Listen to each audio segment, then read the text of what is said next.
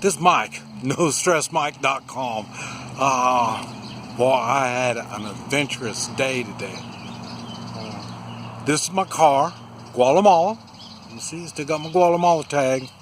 But I'm having problems with it. So I thought, I want to get me a new car. And remember, the last time I had a car in the United States was in the late 90s. It's okay. And the laws have changed. So, but anyway, now what I have is this. It's they called it a crossover. It's I can't even say the name of it. Suckroom or something, but whatever that is. But it's kind of small. I had to figure out what I'm going to be using the car for, so that's why I thought I'd get it. This is an 08. But anyway, that's what this video is going to be about. I want to talk about my experience about buying a car here in the United States. What happened is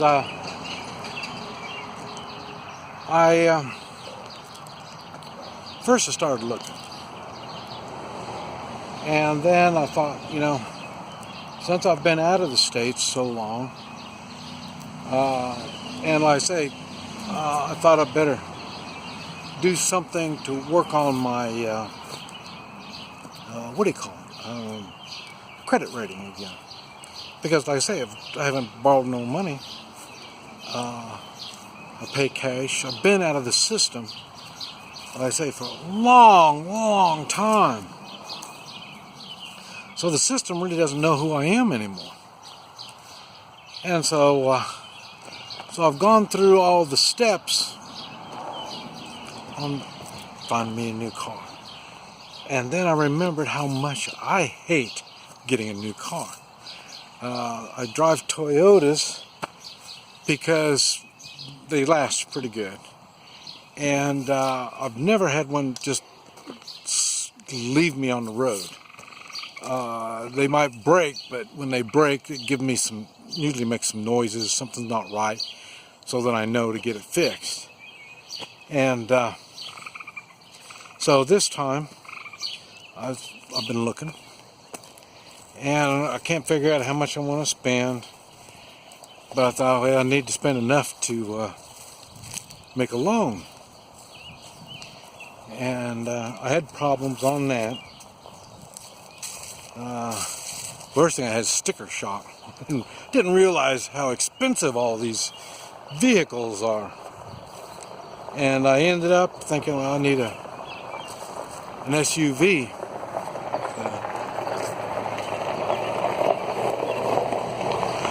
And so I ended up getting this. I started looking for SUVs. Man, now I'll tell you, just to let you know, I pay cash for things, so I don't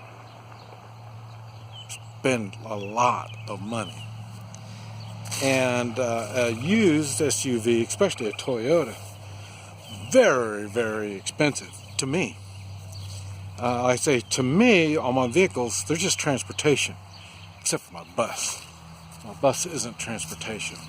It's supposed to be a useful tool, but now I'm reconsidering my bus.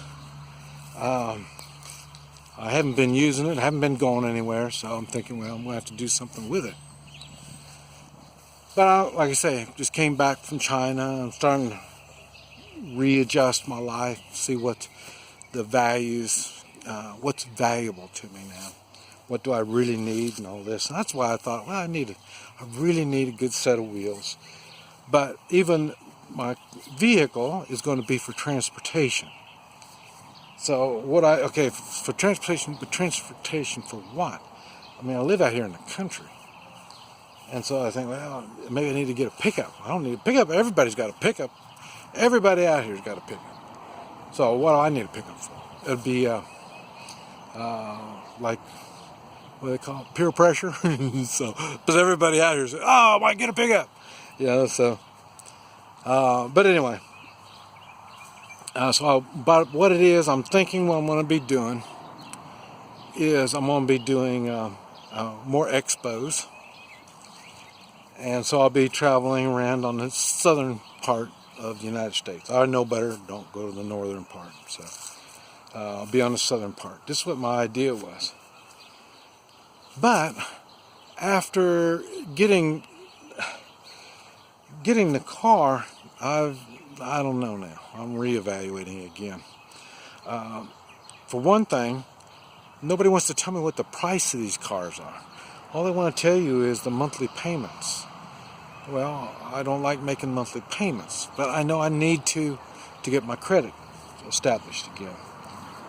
So, okay, but I wanted to give too much down payment. They didn't want that much down payment. And they wanted me to borrow more money. I don't want to borrow more money. I could not believe the system tells me what to do. The system tells me how much money I'm going to put on a down payment. I wanted to put 50% down. And then at one point, I got so mad, I just told them, well, I'll just pay the whole damn thing, hell with you. And that's what they said is, they may not give me a loan. And I said, okay, don't give me a loan, I'll give you the cash.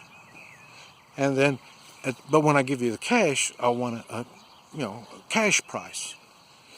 They don't do cash prices anymore. It'll be the same price, whether I borrow or I give them cash. So that's kind of confusing me. Now, after I got then finally they said, well, you have to have insurance. And I said, well, yeah, I know I have to have insurance. That's another one of the screwy laws here. And so, so the thing was, okay, just let me pay you for the car, and then I want to go get me some insurance. And they said, you can't leave until you have the insurance. Wait a minute.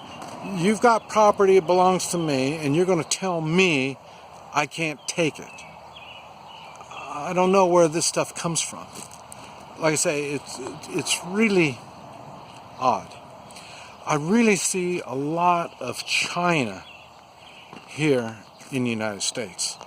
People really believe they have to do what is told to them, and they keep telling them more and more and more.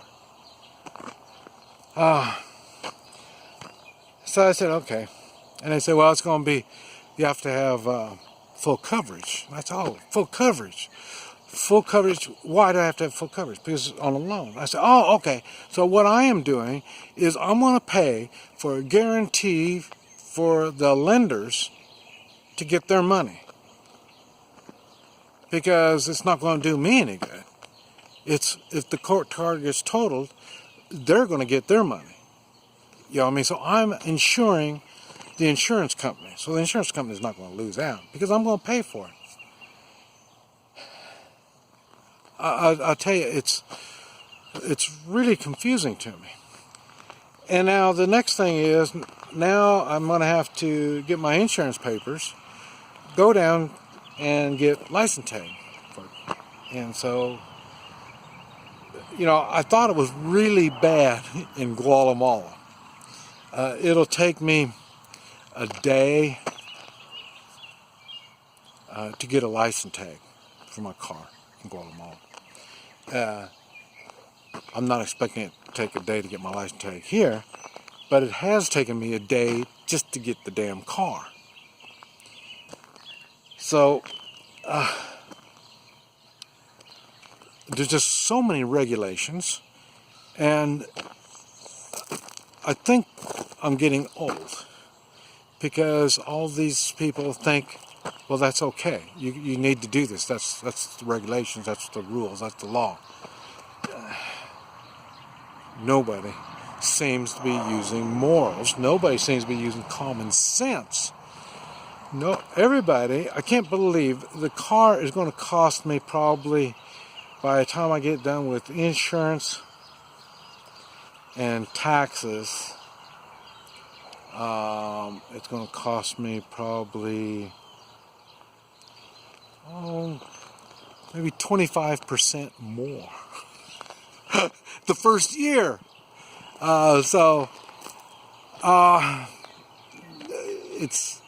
It's tough. It's tough. I'm not sure how I'm going to handle this. I'm not sure if I can make the adjustments. My time back has been really an experience. I think it's because now I realize how the United States is getting more like China. China is a lot better than what I was expecting. And now I'm trying to settle in the United States, and I find out the United States is more like China. This isn't a good thing that's going on here.